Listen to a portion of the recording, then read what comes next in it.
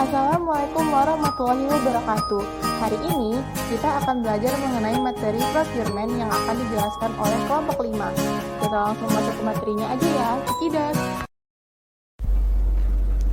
Pengadaan didefinisikan sebagai proses memperoleh barang dan layanan dari vendor pihak ketiga melalui pembelian langsung, penawaran kompetitif, atau proses tender sambil memastikan pengiriman barang tepat waktu dengan kualitas dan kuantitas yang tepat. Sebagai bagian dari analisis situasi sebelumnya, manajer pengadaan diharuskan untuk terus menyadari karakteristik penawaran dan permintaan dari bahan baku, suku cadang, komponen, dan persediaan yang mereka beli. Dalam mengklasifikasikan jenis barang, matriks portofolio Kraljic digunakan oleh banyak manajer untuk mengklasifikasikan pembelian perusahaan dalam hal kepentingan dan kompleksitas pasokan dengan tujuan meminimalkan kerentanan pasokan dan mendapatkan hasil maksimal dari daya beli perusahaan. Matriks Kraljic ini menggambarkan 4 kategori, yaitu bottleneck, routine, kritis atau critical, dan leverage. Kraljic Matrix membedakan kategori ke dalam 4 kuadran yang didasari dengan 2 dimensi yang berbeda. Kedua dimensi tersebut merupakan pengaruh terhadap profit atau profit impact dan resiko pasok atau supply risk.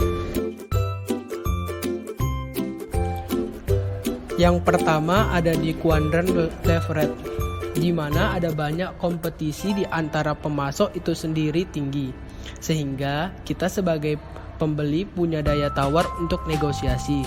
Tapi ada banyak sekali nilai rupiah yang kita beli dari biaya, sehingga strategi ini adalah kita harus fokus pada pengurangan biaya. Kenapa? Karena presentasi penghematan kecil memberikan dampak rupiah yang besar.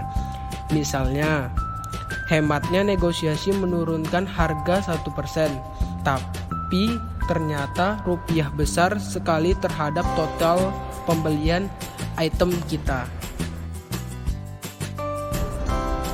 Pada kuadran kritis, bagaimana dengan risiko pasokan tinggi dan juga mahal? Jadi, pemasok dan item yang kita anggap kritis ini hanya ada 1 atau 2 pemasok untuk item tersebut. Karena kita tidak ada pilihan lain memberi dampak yang tinggi bagi kita sebagai konsumen. Negosiasi sulit terjadi karena mereka lebih punya daya tawar terhadap kita dan nilai yang kita bayarkan ternyata cukup mahal juga. Maka strateginya adalah kita membangun hubungan jangka panjang agar ada kerjasama di ruang improvement di antara kita dan supplier. Selanjutnya ada di kuadran bottleneck. Bagaimana kalau resiko pasokannya tinggi tapi nilainya rendah? Misalkan kita harus mengimpor barang. Wah, sulit nih. Tapi ternyata hanya murah banget. Namun jika barang tersebut tidak ada, kita tidak bisa melakukan proses produksi kita. Pemasok memiliki daya tawar yang tinggi dan kita tidak ada pilihan lain. Keadaan ketersediaan barang terbatas, namun sangat penting bagi kelancaran operasional produk kita. Maka strateginya adalah memastikan pasokan, misalnya dengan menegosiasi ataupun kontak, atau kita menyediakan servis.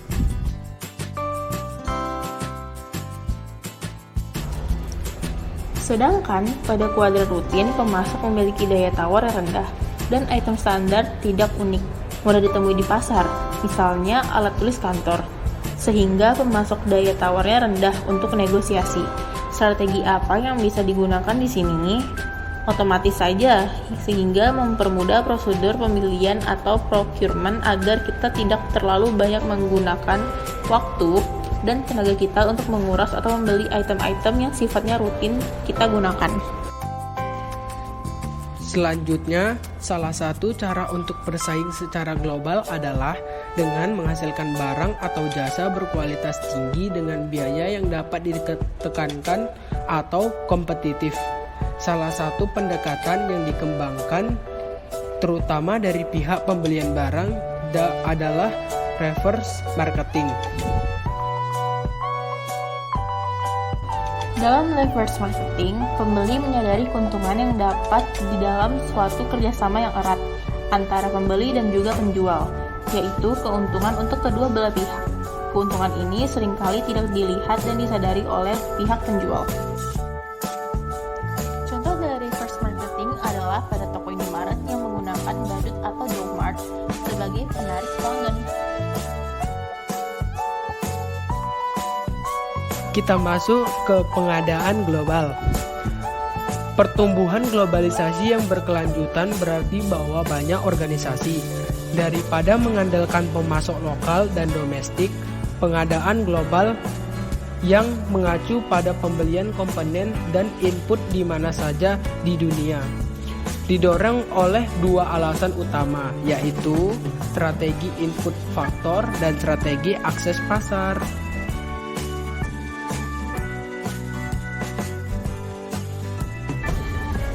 Dengan strategi input faktor, organisasi mencari sumber pasokan terbiaya rendah dan berkualitas tinggi.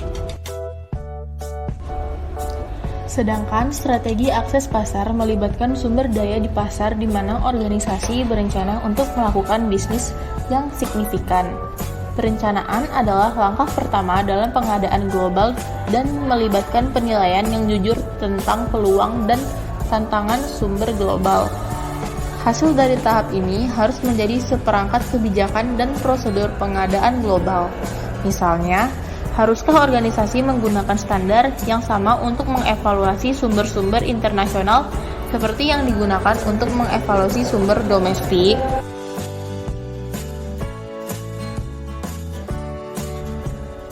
Manajemen hubungan dalam mengadakan global diperburuk oleh potensi kesulitan dalam komunikasi lintas budaya seperti pertimbangan bahasa dan waktu.